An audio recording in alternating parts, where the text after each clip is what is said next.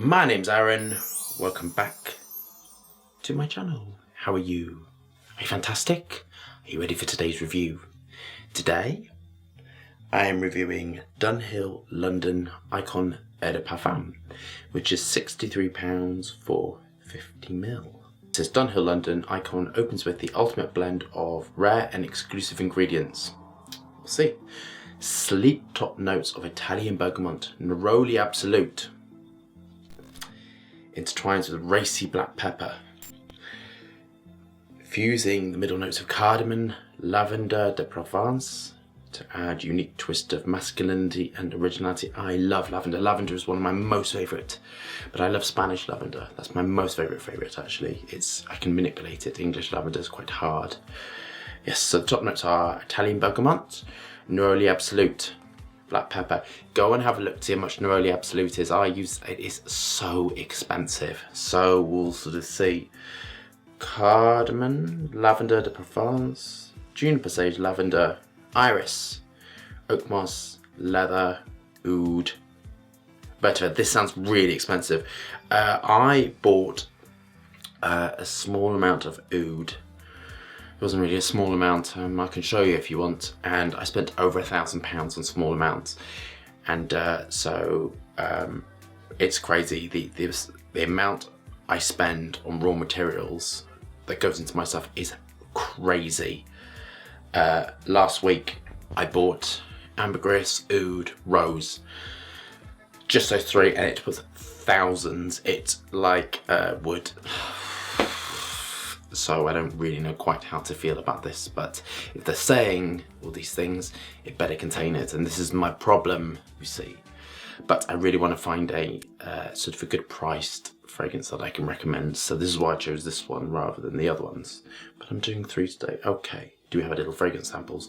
Do we have testing strips? And are we ready? Because this contains oud and all these absolutes, I'm going to spray it on my skin because oud resonates on the skin and works with the skin mask to give a sort of feel, so I'll know whether it contains oud or not by how it acts on my skin.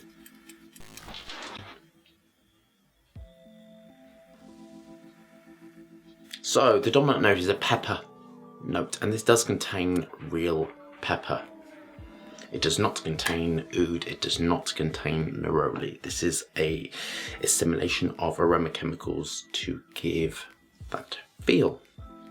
Very nice. Yes, it's very nice. It is very sharp. You get a sharpness balanced against the bitterness of the pepper. The sharpness is from the linalool, which is this sort of dominant top note, which gives the bergamot feel. And as they manipulated with a few aroma chemicals, I'd imagine this contains eugenol.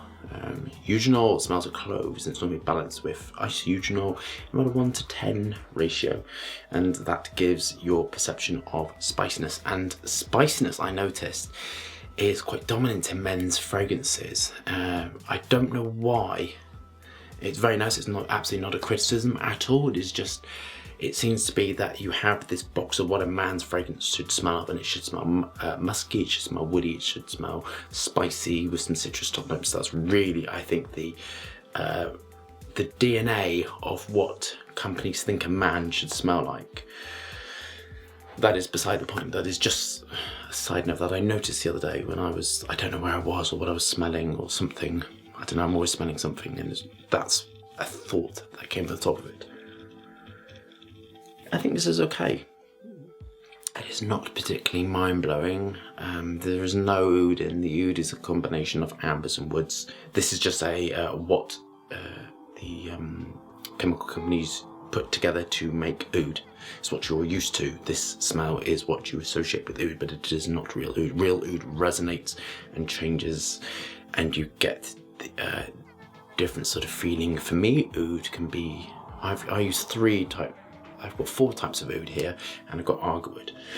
And the Thai oud I use is incensey, slightly dry, floral, not floral.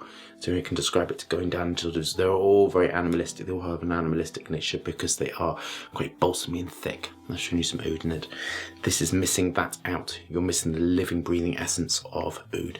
It absolutely does not contain neroli. Neroli, you can absolutely tell that is a living, breathing embodiment of the flowers on top of the orange tree. Please go and have a look on videos and how they make it. It is amazing. You see these little people hunched over picking the orange blossoms, then it goes and you get like a tiny amount of absolute from the flowers, and it is outrageously expensive, but it's outrageously expensive because you need so much flowers to make such a small amount of absolute. For £50, you've got to think, go and have a look to see how much neroli is. It's thousands of pounds per kilogram. I think for £53, would it really have neroli absolute in? And you've got to sort of think, in January, there's sort of the way to think about companies when they're putting it in is costing. If something contains oud, if something contains neroli, if something contains rose, jasmine, it's going to be a minimum of about £140 for 50ml, up, depending on the concentrations, up depending on the more of these magical raw materials in it, the more expensive it goes up, because that is the nature of how you cost stuff.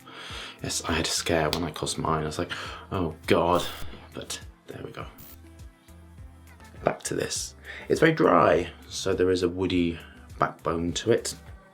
Sort of a cedarwoody sort of feel. Cedarwood is beautiful. I love cedarwood feel, and you can the raw material that smells of cedarwood is called cedarwood, and it just smells of cedarwood.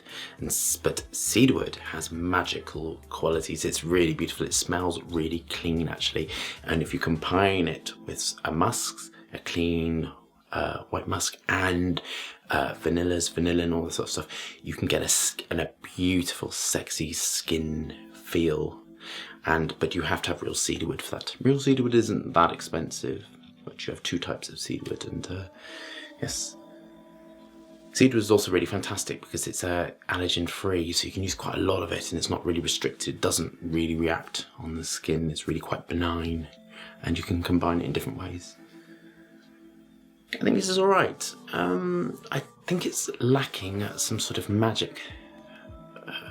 Personally speaking, I think it just smells like a man's fragrance. It doesn't really have particularly anything exciting to it. So I'm going to go on to my final thoughts.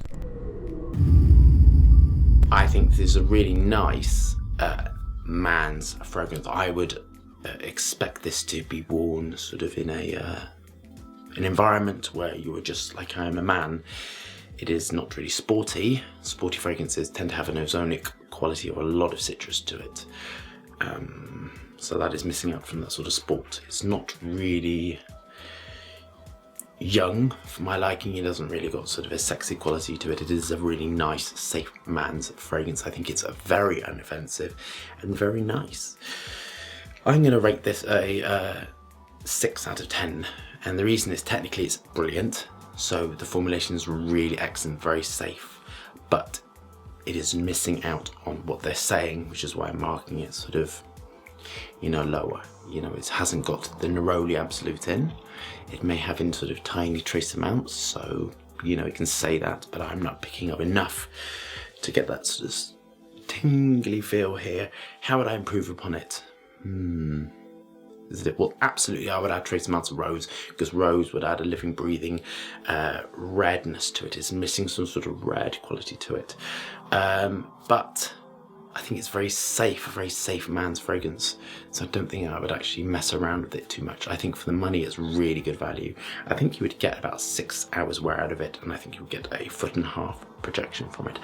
I think this is really fantastic. If it got rid of this contains oud and was more truthful, I'd recommend it. But I personally cannot recommend something where marketing have gone into it and said this doesn't contain this, but I think it's excellent value for money. So it's like balancing it up, but I cannot recommend something where it's a meh. And that's how I feel. It's like a meh. It's not really magical. It hasn't got really anything exciting through it. It's just very safe. So there we go, my friends. I hope you loved the review, and I'll see you soon for another one.